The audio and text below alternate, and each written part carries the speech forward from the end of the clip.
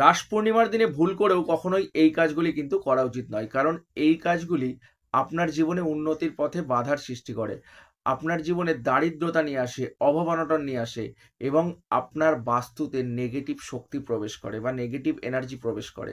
তো কোন কাজগুলি করা উচিত নয়?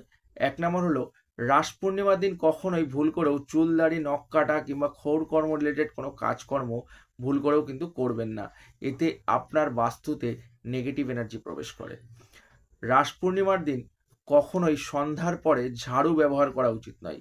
এতে মা লক্ষ্মী রুষ্ট হন এবং মা লক্ষ্মী আপনার গৃহ ত্যাগ করতে পারে। রাস পূর্ণিমার দিন কখনোই ভুল করেও আমিষ আহার গ্রহণ করা যাবে না, অর্থাৎ এই দিনে সব সময় চেষ্টা করতে হবে নিরামিষ আহার গ্রহণ করার, সাত্ত্বিক আহার গ্রহণ করার।